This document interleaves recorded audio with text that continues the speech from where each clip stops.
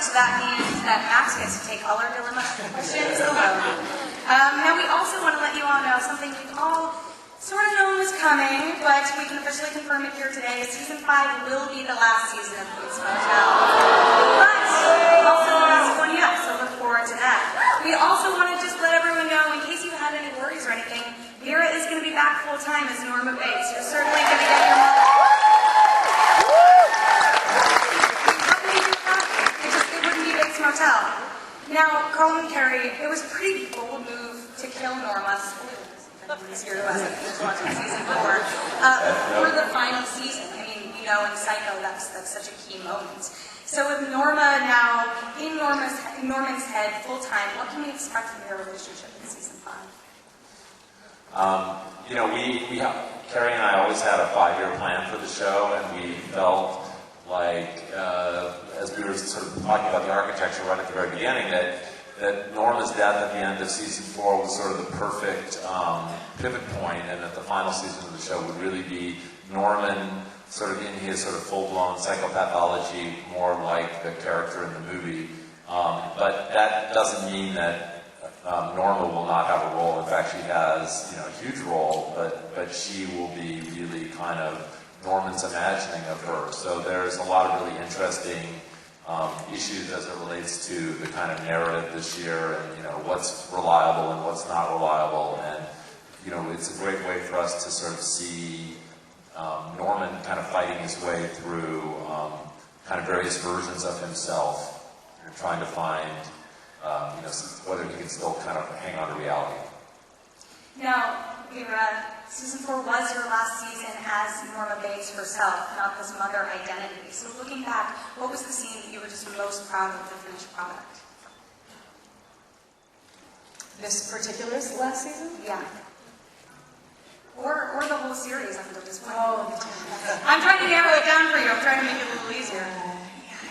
It's so tough with her because, you know, the way they've written her, to me, it's been poetry. And, you know, there are times where she rhymes and times where she doesn't, times where, you know, she's a Pulitzer Prize winning magnitude, and then she's a scribble sometimes. And I loved all of those scenes. This particular last season, I would say probably the moment of confession to Romero, because it was pages and pages of dialogue. And it was a very difficult thing because the audience already knows everything historically that's happened to Norma in the end. So perhaps that one. It was a very cathartic scene to watch, even though we already knew everything. To have her tell that story was really emotional, and you played it just so well. Thank you. Now, Freddie, you said that you rewatched Psycho before every season of Bates Motel. You're finally at the point where the show is really close to catching up with that movie. So what are you going to be looking for in Norman as you're preparing this version of the character that we're going to meet when we come back? It's tricky because it's to some extent, of course, you're following that Psycho mythology and you're drawing from that original character. But I feel like as this has developed more and more, it's taken on its own. The character sort of become its own thing, and as I'm sure we'll sort of touch upon later, the way that this show will end up interacting with Psycho isn't necessarily in an expected way. And so it'll be fun to rewatch it, but also just to start off a whole new show with getting to do some fantastic scenes with Vera as ever, but in a new way. Yeah. It feels like everyone's always like, oh, it's the end of the last season, this might be the last time you'll hear at Comic-Con for it. But it seems like there's so much more to go, so much more still to tell, and so much left that it's rebooting it. Yeah, it's certainly not going to be a slow final season. I think we can all confirm that as well. Now, Nestor, I think it's fair to say that we left Romero in a pretty bad spot at the end of season 4.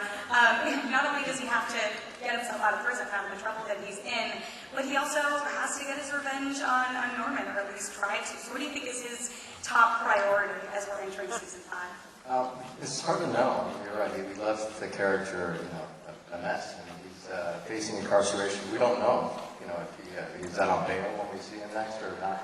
But you're right. Emotionally, he's either going to be closed off, because he shut down after opening his heart to Norma, and then only for it to be ripped out when Norma kills her. But so either he's going to be shut down emotionally, or he's going to seek, like you said, retribution and go after this madman.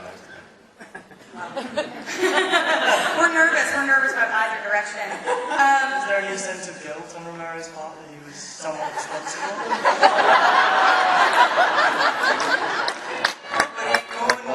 They said, don't come too close, you can't get between us. Norman was very fair, he laid out the truth. You were absolutely fair. You were absolutely truthful. I just didn't think you'd go through with it.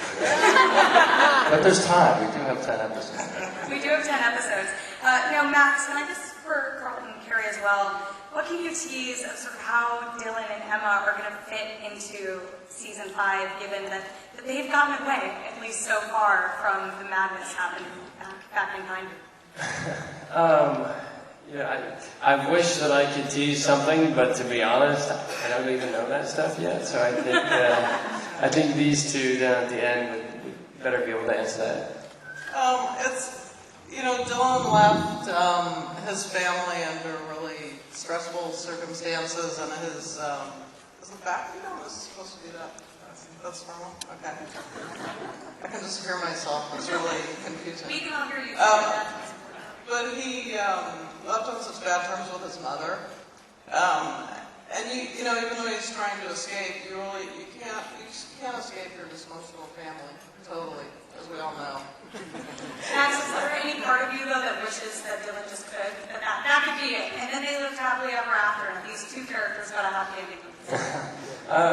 Yeah, but to be honest, I also just really enjoy getting to play off of Freddie and Nestor and stuff, so if we did run off and never came back, then I'd miss out on the fun of getting to act with these guys. I think there's longing in Dylan, too, though, to fix it, to, not abandon his family, because on some level I think he feels like he did.